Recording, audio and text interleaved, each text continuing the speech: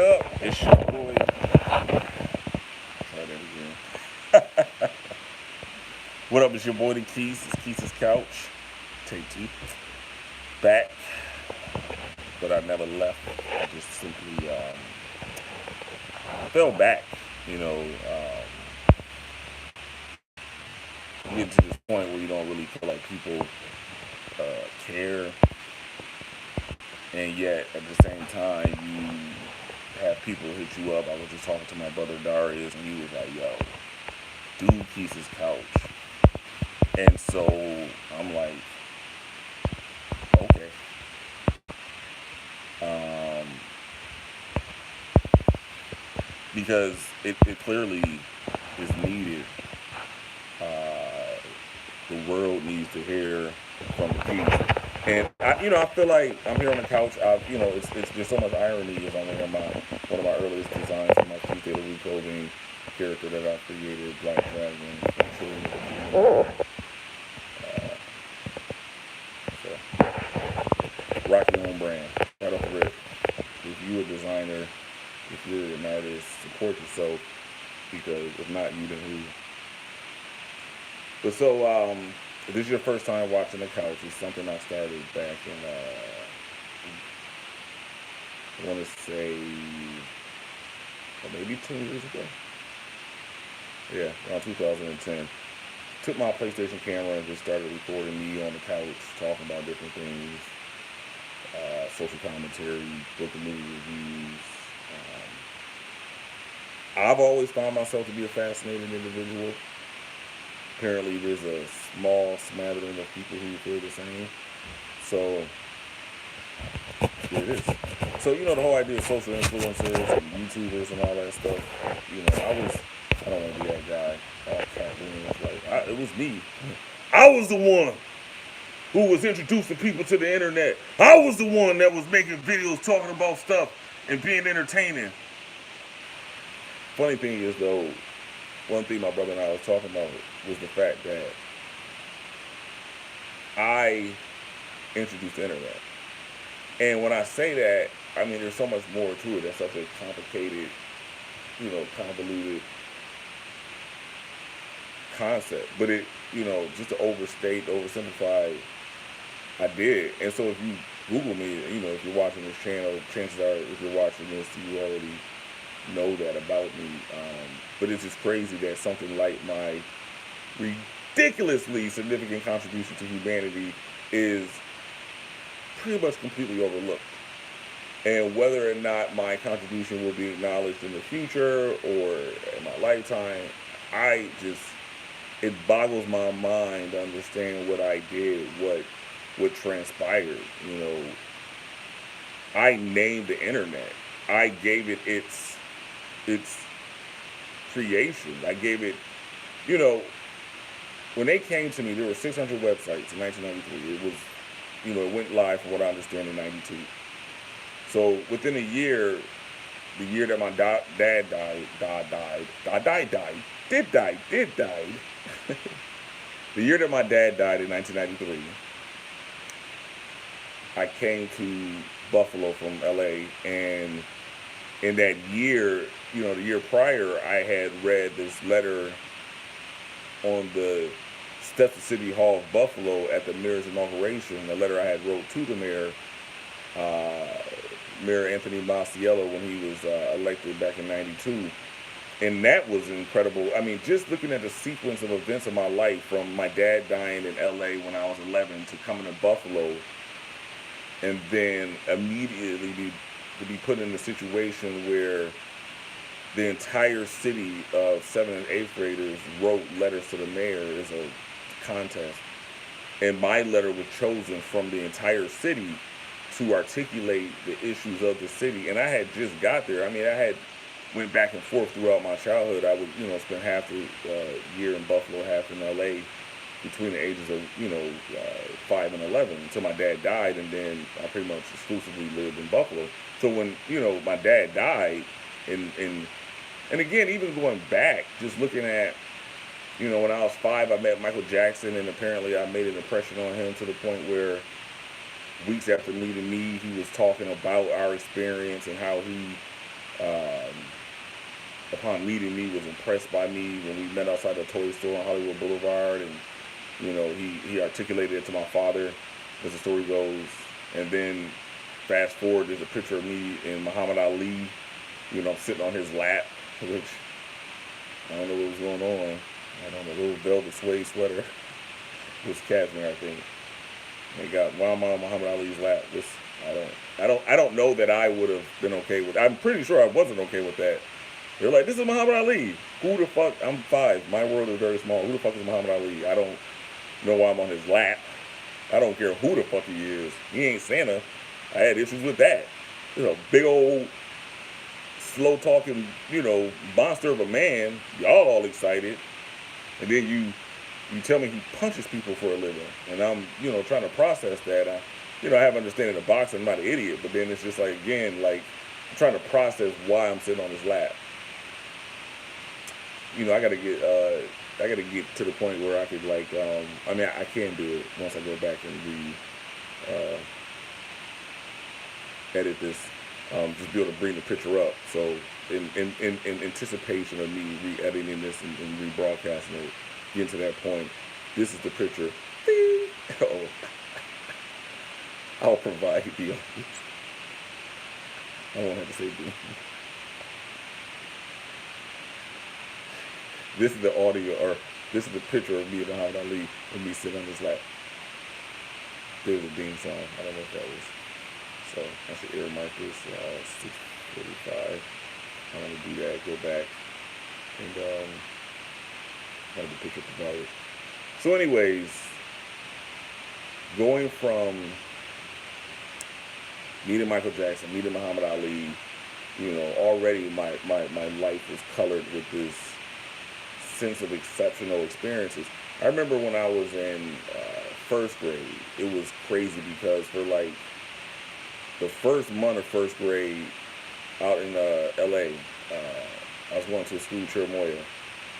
For the first, that's a month, maybe not, it felt like a month. Everybody in my class, including the teacher, spoke Spanish, exclusively. And it was insane because I'll never forget the first day the teacher was like, blah, blah, blah, blah, blah, blah. I mean, she probably said, yo hablo español, pequeño. Mi maestra,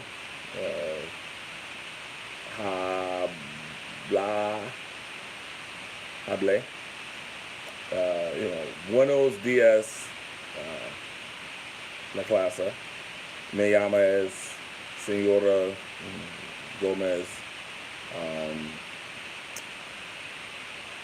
¿Qué tal? And so forth. So now, because of that experience in part, stepmother's Puerto Rican, I speak Spanish, at least, enough conversationally. But at the time, I'm just mad. I was like, blah, blah, blah, blah, blah. Like, come on, you do. But that's what it sounded like to me. And so everybody spoke Spanish, and it was crazy because I'm looking around, I'm 6, and nobody's speaking English, and I'm a black kid. I don't speak Spanish. And I'm looking like, I'm pretty sure I'm in the wrong class. And so I look at my one classmate, and I'm like, do you know what's going on? Okay. No sé. Mi amado is Jose, and I'm like, yeah, that's not. Can you imagine how terrifying that is? Because I'm like raising my hand and I'm telling the teacher, like, I don't speak. Now, I mean, looking back, maybe she was just addressing that the vast majority of the kids were Spanish, and maybe it's not as bad as it seemed. Like, maybe she did speak English. I just don't. I felt like that wasn't the priority. It was like, basically, I had pushed the number 2 button for if you need help. For English, press 1. For para tocar doce para ayúdame. So I definitely hit the 2 button, and so English wasn't a priority. And I remember going home and telling my parents, like, yo, I don't know what's happening in class. This is my introduction to education. Kindergarten was a lot of math and stuff. It was fun, but this shit is not working. And that happened. I complained like profusely for like, I just remember more than more than a day. So it felt it might have been just 2 days. It might have they might have literally put me in a different class the next day. But I swear to God, it felt like I went to school for a minute with a Spanish speaking teacher and Spanish classmates, and I didn't know what the fuck was going on. So I was off to an auspicious start in my road to education, and then from there, it was just phenomenon where I always performed at the highest level of education, really. So I would always get like all A's. I would always do like get perfect on spelling tests, and I'll never forget like whenever there'd be tests, and was done if it was ever like a timed you know class thing. And so it got to the point where I almost never got anything less than an A, and what was weird is that that's not like an exceptional experience. Straight A's isn't something that's remarkable, but in my settings, it always seemed so because my classmates would always be like legions behind me, which made me, even more. It would always be me and some white kid, and we would be like the top students. And it would be weird because, the white kid, I would imagine in most cases went home to a, decent house. Maybe they didn't. But I definitely went home to like crack addiction and abuse and living with rats and roaches. A mouse bit a piece of my dick off when I was 8. I found myself laying in different occasions maggots, fleas, and roaches. So experiencing that while then going and having the best grades in the whole school, and I was the class president of my 8th grade. It was a bit of a challenge, especially in my later years. Once we left, that wasn't my experience in LA, but as things progressed, I would spend the vast majority of my academic years in Buffalo and spend just the summers in LA. And then after 7th grade, it was moving exclusively on to got educated in Buffalo.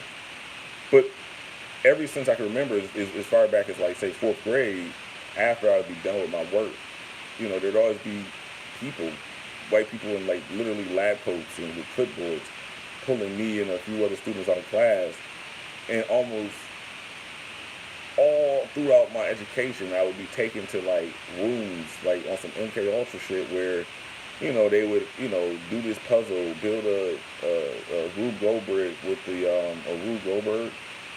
Better check that. For those who don't know, a series of simple machines that come together to make a more complex apparatus. There are a lot of competitions that are meant to showcase robotic and machine skills in a competitive way, and so that skill set would be something that they would develop and harness. And Science Olympiad is one, if you're familiar with that institution, that competitive academic competitive world, math leagues, all of those nerdy. Mentor 2000, here at least in New York and specifically in Buffalo, there's a lot of different extracurricular competitive organizations. So as I look back, as I'm leading up to the experiences, the internet, my role in its proliferation, I look at always being pulled out of class and always being someone who would be taken to the 4th floor, to the basement to compete academically. But I'm always like, what about class? I don't gotta go do work. Like, class is still in session. I'm like, I'm really about that bullshit. And so I spent a lot of time just being tested and taken all over the country to compete. Whether it was the Richmond speaking contest or the math, whatever. Just I can I try to go back and look at and with my mom being on drugs, my dad being dead, living with different relatives, there was never anybody to say no or question who was taking me to where I was going. It was a moot point for as long as I remember. I remember at one point just a doctor, a psychiatrist would take me and a few other students when I was in, I think, 5th grade. He would take us to out of school and we were going field trips, like random places. Like we saw him get a nose camera, put up his nose, and saw his brain on a field trip. And I'm thinking like, this is in all of our experiences. Hey, that'll be it. Thanks for watching. I appreciate you. Lock in. This should be interesting. So, I'm 10, 11 years old watching this black doctor get a camera shoved up his nose. And I'm thinking, like, why is this my life? Like, why am I being pulled out of school to go on these field trips and experiences? I remember delivering speeches for college classes when I was in 7th grade. And for once I was at a stadium in the owner's box delivering a speech to, I don't know, with, just people. Like, who were these people that I was, writing speeches for and just showcasing my ability to speak eloquently. I didn't ask a lot of questions or remember, enough information being given to me to be explained why I felt like basically like a little monkey boy being touted around and show my ability to do poetry and articulate my life and my experiences as a poet. They were like, oh, take a few of your poems and share them with, I had a professor, Miss McKenzie, who was just a teacher. He was my 7th grade science teacher.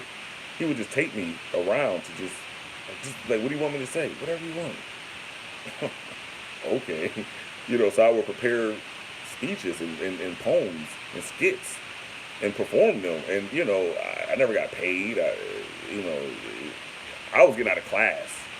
But, there was no, certainty that I wouldn't, not get, molested or kidnapped. It was like after 5th period, Miss McKenzie was like, hey, we're going to go get my car and I'm going to take you somewhere. And I'm just like, all right, I don't hope it works out for me, like where do they do that?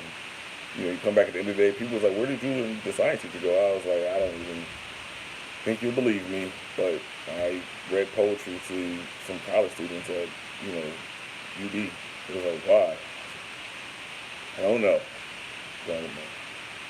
How was math class and science class and lunch? We had McDonald's, so that's dope, but kind of weird that I missed like 3 periods that I probably,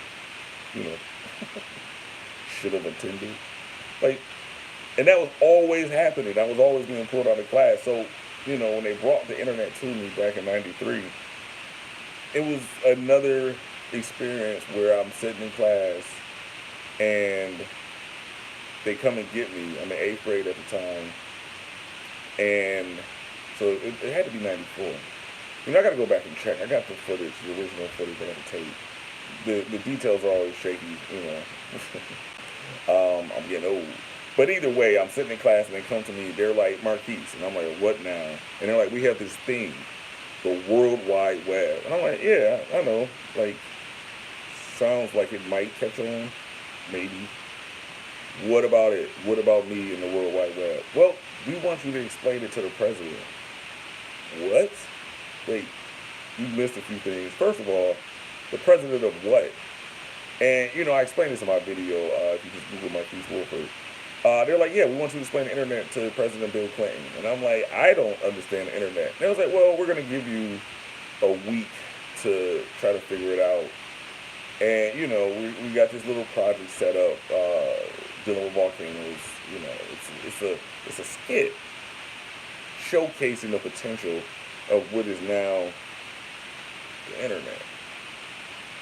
So what's incredible is that I then take a week to study this concept of Michigan Tech students creating a web page dedicated to the study of volcanoes and utilizing footage that they acquired from a robot that was lowered into the volcano.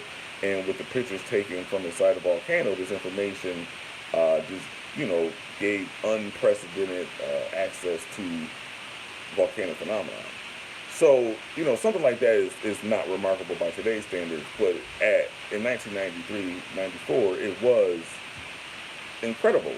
And so much so that they needed to showcase how seamless file sharing and essentially Googling, the Facebook, the precursor to Facebook. I can definitively say that I set the groundwork for, I invented Facebook. There's footage of it. Because when asked what was the internet by the president, he's asking me like, "Well, what did you learn?" I looked at the internet as something. I said it's like a big encyclopedia, where you can share information from all over the world. At that time, again, there were only 600 websites, so it only existed on a level where it's crazy too, because I just realized I'm watching a show called Pin 15 where it takes place in the early 90s, and America Online is something that is just starting to pick up. So on the show Pin 15 on Hulu, the girls are dealing with chat rooms and that earliest experience with that. So prior to that, I articulated to the president that that's what I saw in terms of his potential. And so he's quoted, again, you can look it up on the internet, is saying, "I didn't know that that existed until you just told me." And so we were talking live via satellite. I was at Buff State in Buffalo. President Clinton was in Albany, at the University of Albany, with Governor Mario Cuomo and or Andrew, the father, whichever one's older, the former governor in 93, 94. So the president, as I'm explaining to him what I see in the internet and its potential, now if you look at the dark web and the deep web and the various, the Mariana Trench and the different levels of the internet, there are incalculable, numbers of websites, trillions, I would surmise, infinite, possibly. We've tapped into what I would surmise is some type of extra-dimensional portal to infinite space that, is communicated via information. Like, we don't even understand what the internet is. But again, when I was 13, I was asked by the leader of the free world to explain it. And then what I spoke into existence is now its existence as it's utilized. And so you damn right, I feel like fucking Prometheus. And this is something that I've dealt with for the majority of my life. My incredible role in giving the world the greatest technology in terms of naming it, in terms of explaining its potential. And then in the video, President Clinton says his goal as the president is to make this technology available so that every kid can do what Marquis did today. So the president is quoted as saying that what I did, my ability to access the World Wide Web, is something that was his onus, his inspiration for pushing for that technology to be given to the world. So when history looks back, Bill Clinton and Al Gore would be the regime, the individuals that made the internet available commercially. But I was the monkey in the rocket ship that was sent, the canary in the coal mine. I'm the one that I'm the one. Shouts out to Tony Baker Comedy. I'm the one that explained that the internet was a research tool. I'm the one that explained it to President Bill Clinton, who in between allegedly receiving illicit favors. Let me stop. I love Bill. But I feel like President Clinton could have maybe threw me a shout out at any point in the last 20 plus years since this, experience. So what will I do with this? What is that? What is my experience moving forward? Well, I'll tell you, I have continued to provide my insight into the world. I've published 20 books. I've designed literally hundreds of thousands of shirts that create a tapestry, a map, if you will, to truth, to different forms of entertainment and information. I have ad nausea poured through comics, movies, books of every genre considerable. I've studied every major religion and many lesser known creation myths and cultures, spiritually, culturally, the world 360. If you look at any direction in every academic discipline, every cultural language, I've at least sought out an awareness of these entities. I bit the proverbial apple, and so that information is there, and the world is incredible. And when you look at all this information, you can't help but to create poetry as you try to make sense of it. I don't understand why, if all the puzzle pieces of life are provided, why am I one of the few that's seeking out a sense of ultimate conclusion and knowledge?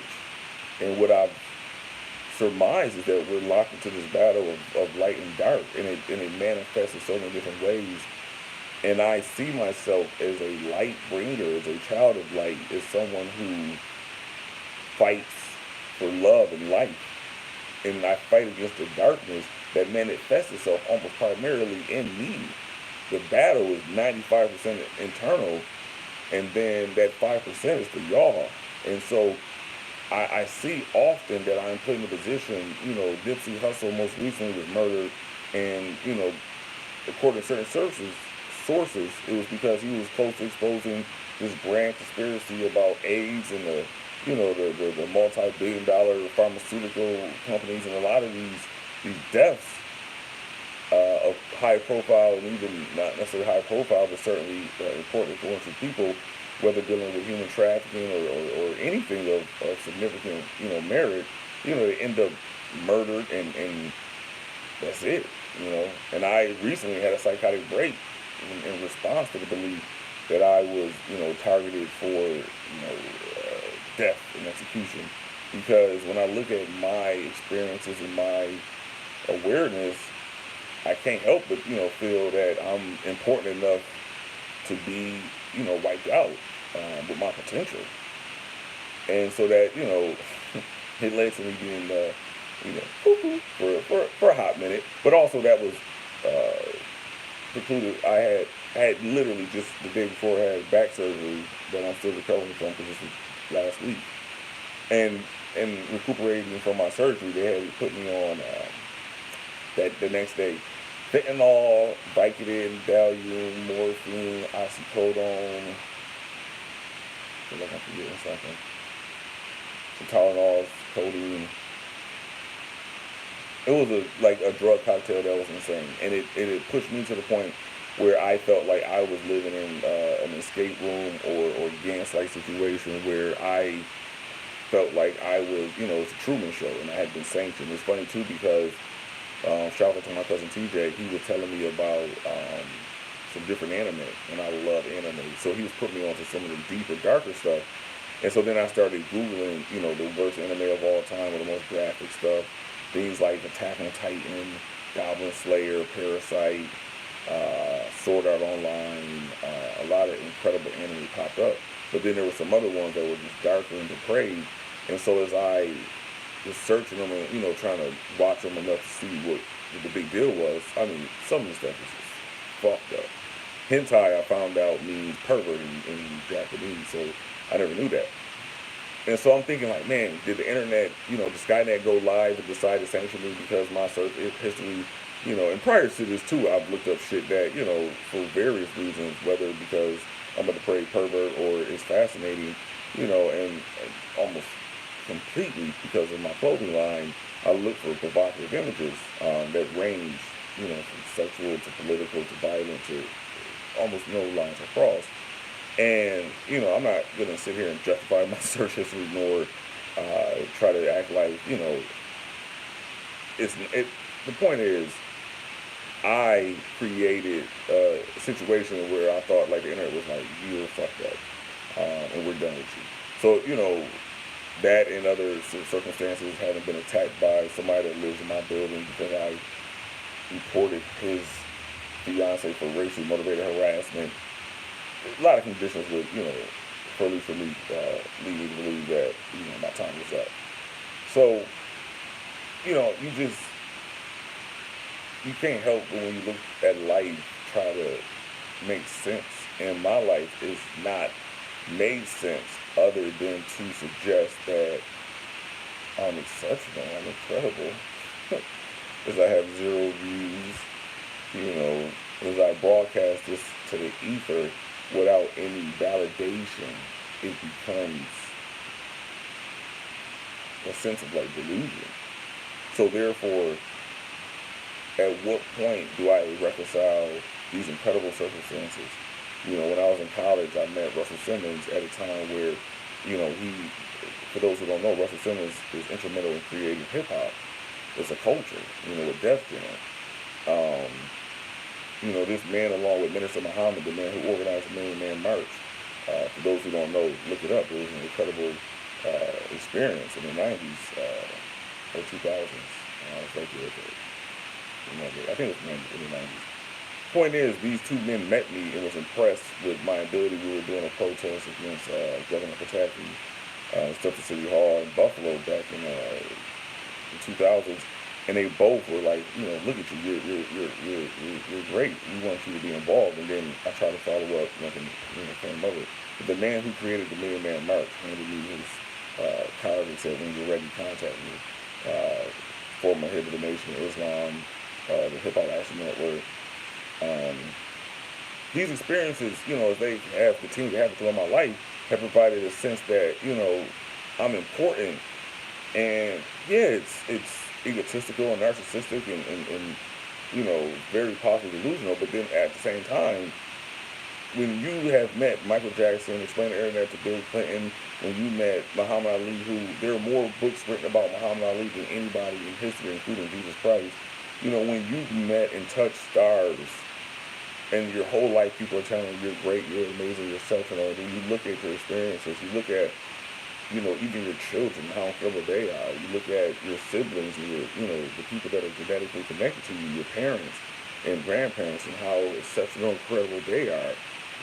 My name is Marquis Wolford, and that loosely translated means Lord of the Streets. It loosely translated means,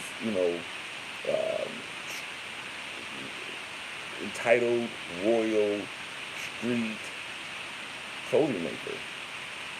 Wolf Ford, clothing maker. LaRue, the street in French.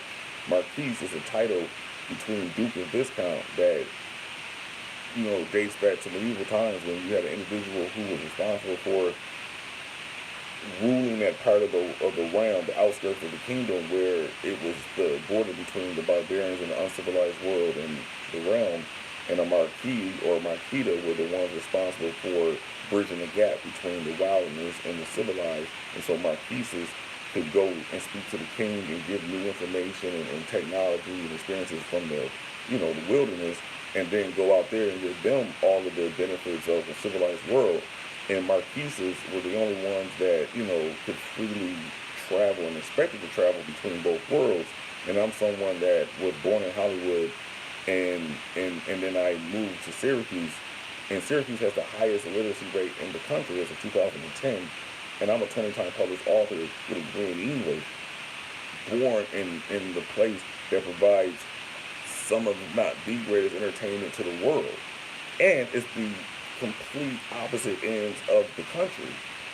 And then to come here and from Buffalo to Syracuse to have been a librarian, a teacher, to start a poetry group, the Underground Poets, as one of the co-founders, a group of poets who travel and teach and perform spoken word poetry. You look at all of these facts and you're like, this is something that's with purpose. This is important. You are important. And then how do you reconcile that and remain humble, but yet receive the requisite acknowledgement for your life before you die? Like, in my lifetime, for my contributions, it would be nice to not be sitting here broken down, broke. I don't have the resources to live comfortably, and that's crazy when other people who have done far less and contributed far less to society do far better. And, at some point, you can't be humble and sit there like, oh, I did this great thing, but I'm gonna keep it to myself, share it with just my closest few.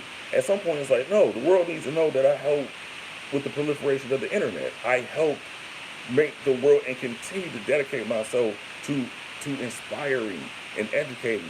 With 20 books published ranging from poetry to erotica to spiritual fiction, every genre you can imagine, autobiographical accounts of when I was a stripper, just comedy books, adult coloring books, any way to reach people and draw them back to intrinsic truths about this world. Having studied Christianity, Islam, Shintoism, Hinduism, Taoism, and just continue on through Norse mythology, Greek mythology, Roman mythology, the Jangawa spirituality of the Aboriginals of Australia.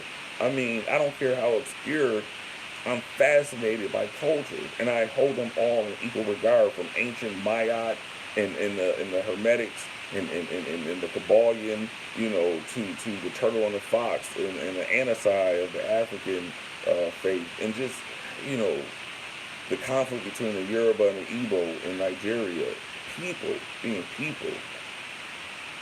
I can't get enough of this world, and I don't understand how there's any room for racism or sexism when I see beauty in everyone. We are snowflakes. We are all equally unique and beautiful. And that's it. Period. Some snowflakes get broken as they fall, and you notice that, and it breaks your heart. You see somebody with a missing leg, or they're morbidly obese, or, they have a mental, issue, and that's a broken snowflake, and that hurts me. Someone that's not completely aware of their beauty, that has been hurt visibly, physically. They were hurt before they were born. Their mom, did drugs, and they were born without even a shot. When I see that hurts something inside me. Anyone that doesn't recognize their greatness that's inherent. I told my friend Steve yesterday that everybody in this world is a funhouse mirror of you. And that's it. Everyone is a reflection of you. And that's it. And some of those reflections are dark and distorted and alien and unrecognizable and in opposition to who you are. But that exists within you too. So I simply, it's not that I think so highly of myself that I think that I'm better than everyone, or that I'm some great person. It's the fact that I know that I'm great, because I know that I'm just like everybody else. And it boggles my mind. I gotta get something to drink. I can take you with me. It boggles my mind that people don't see their inherent greatness. It kills me. As a kid, and you can use words like geniuses, I guess that applies, but I don't understand what my intelligence has to do with a choice to make myself as happy as possible with every resource available, and that primarily lies in entertainment and in its many forms, the arts, music, dance. There's so much. It's a smorgasbord of things to enjoy. I loved reading as a kid, from the Babysitter's Club to Shakespeare, Greek mythology to Marvel comics. I couldn't get enough. I was equally enjoying reading the Odyssey as I did reading Deerfield. Like, they were both badass and dope, and inspired a lot of what I created artistically, because stories are great wherever you find them. I could watch All My Children, or I could watch Bad Boys, and I was never restricted culturally. Like, I love country, I love hip hop, I love classical, I love bluegrass. And again, this is not to brag. This is like, why does everybody else not equally love everything? Like, how could you say, I don't listen to that type of music, or I don't watch those type of shows? I don't understand biases that would prevent you from even trying something just on the basis that it's of a certain genre. At least try it. I mean, I'm not a fan of reality TV, but I often find myself watching it over other people's shoulders, clips of these different, from cooking shows to the more ghetto ratchet shit. I get caught up like anybody else. But my preference is a Love, Death, Robot on Netflix, or something more intellectually stimulating. I'm finishing up Santa Clarita Diet on Netflix with Drew Barrymore. And, things like that for me are far more entertaining than unscripted reality TV. But the point is, I don't understand people that exclusively watch things to the point of not even trying other cultures, other foods, other musics. Just, I, I don't get it. I don't get the denial of the near infinite beauty that exists in this world and how you can close yourself off. People who don't love Marvel movies, what Disney is doing with the Avengers franchise is the most ambitious thing in movie history. And if you're not participating in this experience, like, why? 21 interconnected movies based on hundreds of comic stories that I read and I've been reading since I was like 9. And just the idea of these high profile actors and actresses with these unlimited budgets and stories being crafted around these comic stories and cinematically brought to life and tied to other multimedia, video games, cartoons, the comics themselves. This interlocking world is unprecedented. And what Marvel and Disney have done and what they're gonna, bring with Avengers Endgame, I'm like, why have you not seen all 21 preceding movies? There's a lot of criticism of Captain Marvel.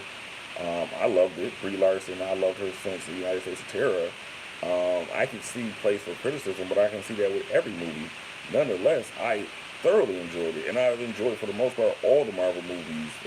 Thor: The Dark World was, not one of my faves, but pretty much every single Marvel movie that came out since Iron Man and, the whole beginning of the Marvel Studios has been phenomenal.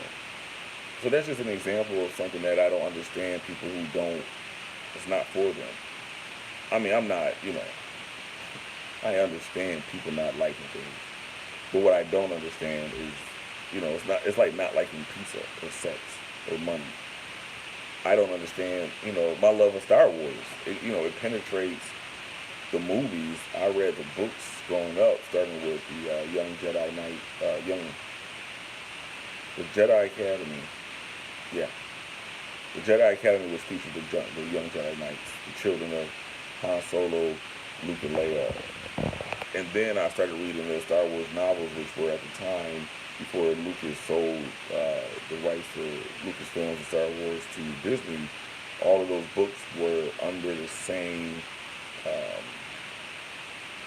they all existed in the same continuity, so they were all canon.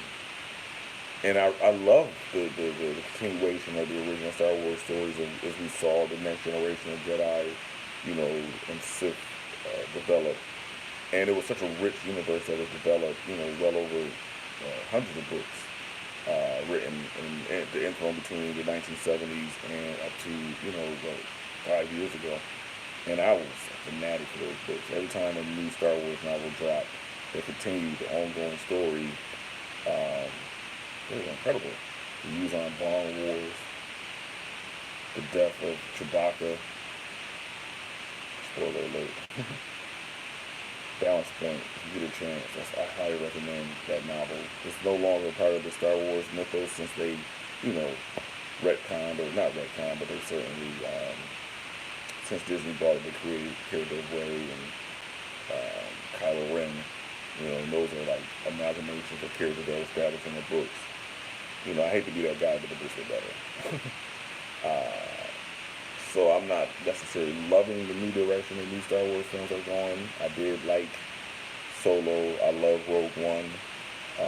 I'm going to continue to tune in because, Star Wars fans, you really got to, we survived Jar Jar Binks. So, sometimes you just got to accept how crazy the universe could be.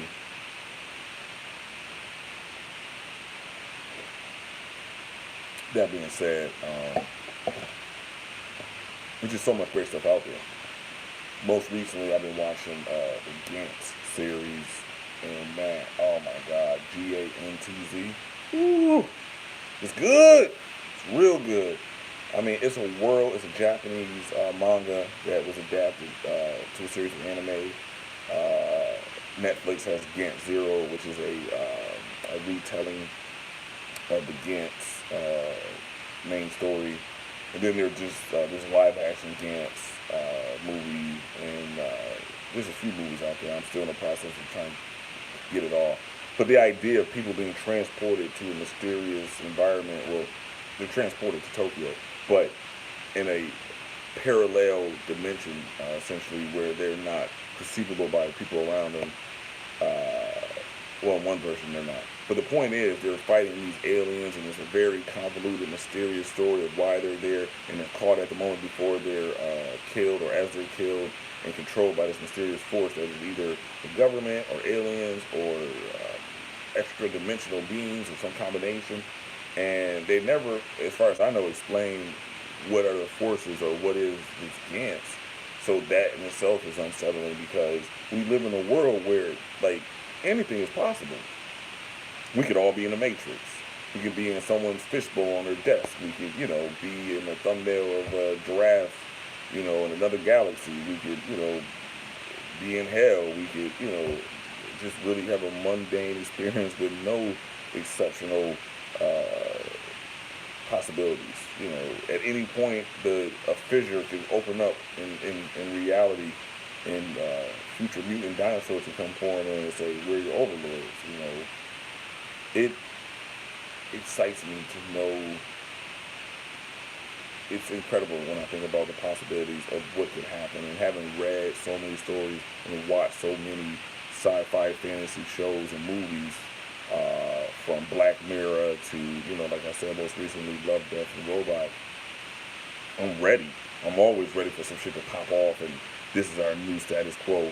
I'm prepared for it. Like any eventuality, from, a Walking Dead post-apocalyptic setting to, having to make our way in a distant future via Ender's Game.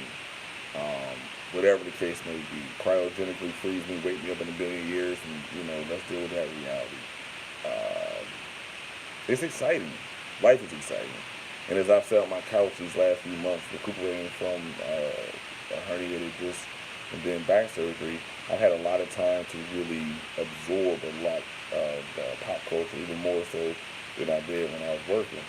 And so now you can look forward to me providing insight to various things, my experiences, and always, I welcome guests either via chat, call, or come sit on the couch, come hang out with me, and we can chop it up. I'm back. It's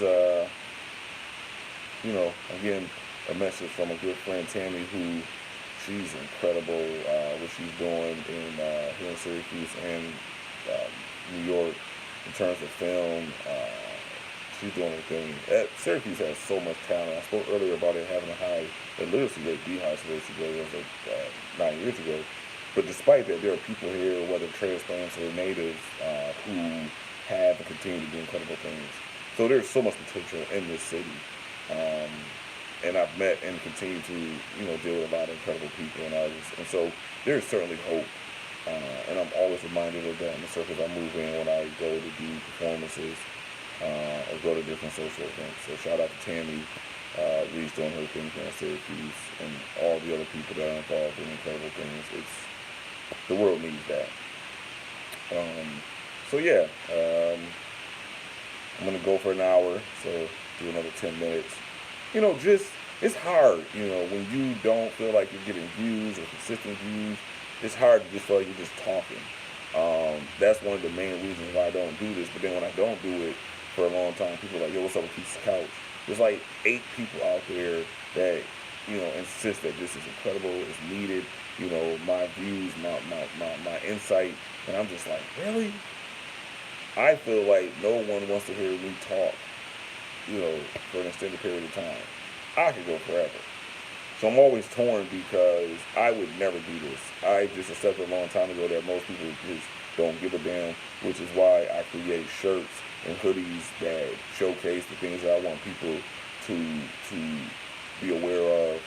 I publish books, I do stand up, I perform poetry, I was a stripper. I pulled my dick out, and I've been told that I have a nice dick. But then once, I got a woman looking at my dick, I'd be like, do you know about Operation Paperclip? What? Oh yeah, it was a government conspiracy where all of the Nazi scientists were taken to Antarctica and created supercomputers and other technology back in the 1930s and 40s. I just want to look at your penis. Oh yeah, please. Oh no. Matter of fact, let's see what you got going on down there in your situation, Miss Lady.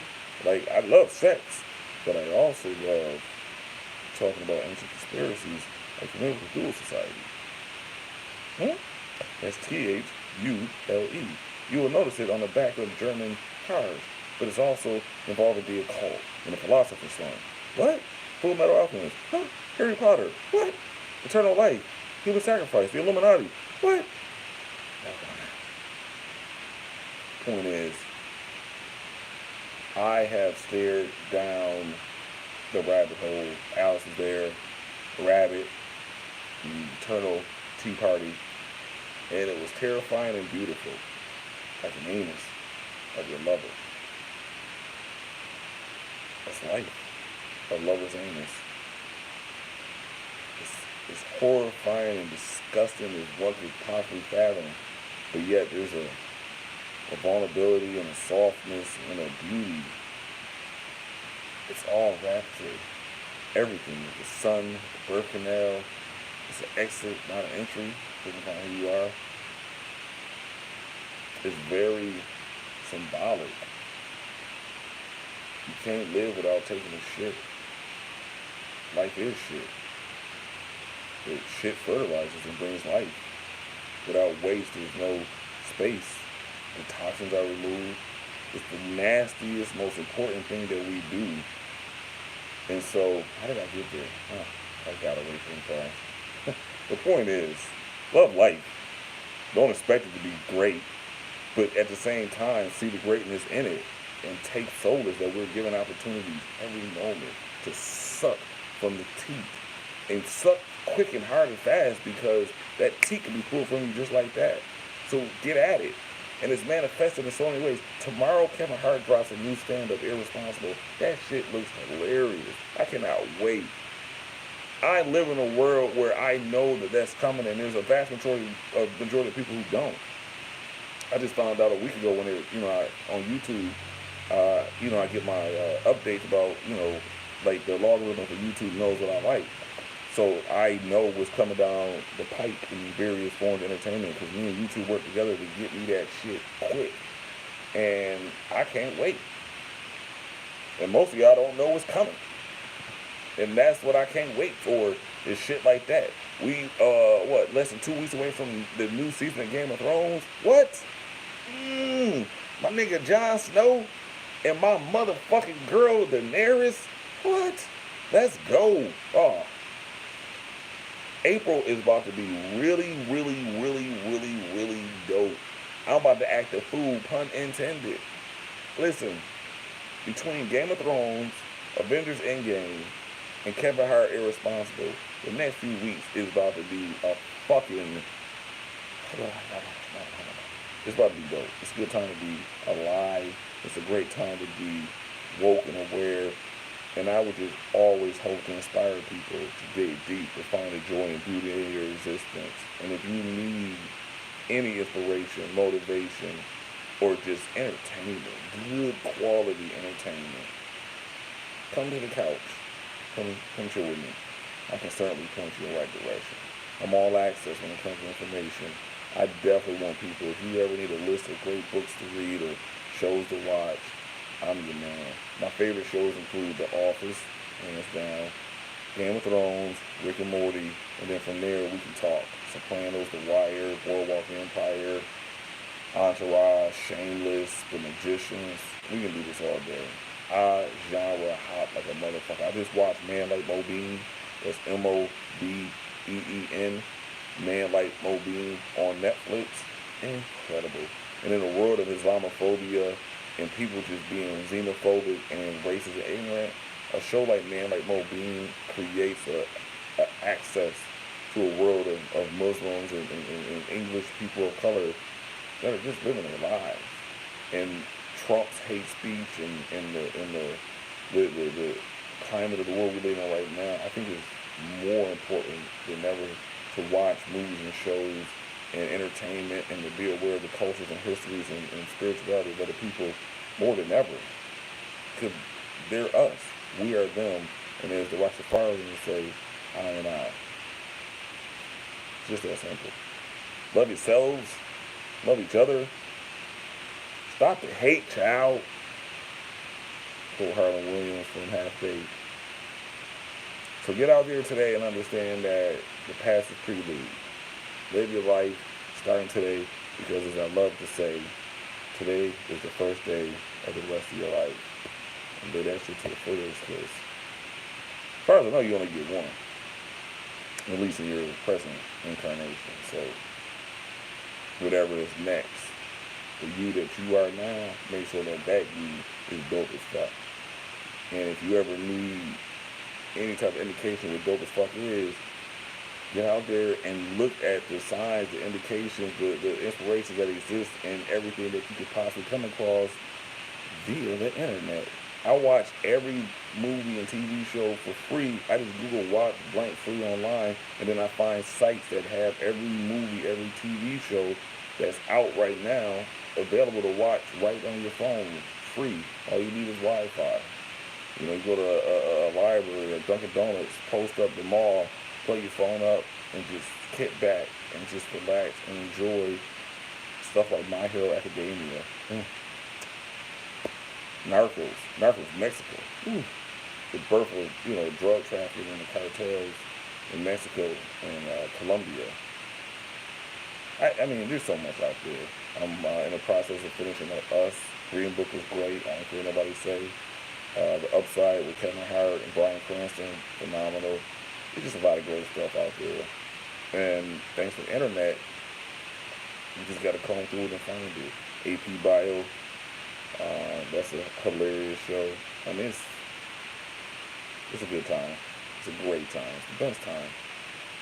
The worst of time, the best of time. So yeah, I'm the Quis. I'll be back. I'll be back later today because I'm out of work, waiting to get back. No pun intended, after my back surgery, so I got the time. And I'm going to give y'all little 1 hour shows, maybe half an hour, we'll see. I always welcome feedback, insight, collaboration, anything to help get this message of the Quis out there, create the cult of the Quis. Quis cult. I was accused in college of starting a cult, so I probably should stop joking about that. I ain't trying to be Kelly out here. But no, I don't want followers. I want people to walk alongside me to lead me into a world of beauty. And I think it starts with these conversations about what's real. And what's real is life and love and what's dope. And if you have dope recommendations of music or books or shows, drop them in the comments. I don't care what it is. If you swear that shit is dope, please bring it to me. That's what I'm always do, is bring the dopeness. And the only way I can do that is if you out there know about something that's dope. Ask me, do you know about this? You ever watch this? You ever listen to this? You ever go to this? And if I haven't, I'm going to definitely try it out. My man just put me on the FLCL. Never heard of it. I've seen it, but as an anime, it's out there. But once he told me he was working on my life histories, but that's, I can say that's my man, because he was in my house for about an hour and he was chopping it up. And so I'm gonna always go where I'm pointed, because just like I'm recording this video because my brother suggested I bring back the couch, I'm gonna go where the universe points me, and it pointed me here, and I hope that it continues to point me. I pray, and it will. So ask and answer. So I continue to be where I'm supposed to be. And sometimes when I'm not. But you can always find me on the couch. Quis Qouch. Tune in next time. Subscribe. Share. And if you see any opportunity to make it better, please do. I'm a work in progress, obviously. But I like how I'm going. Thanks for watching. As always, I'm the Quis, and I have been awesome. I appreciate you, and I hope to see you soon. Peace. And I'm out. Check it. Yeah.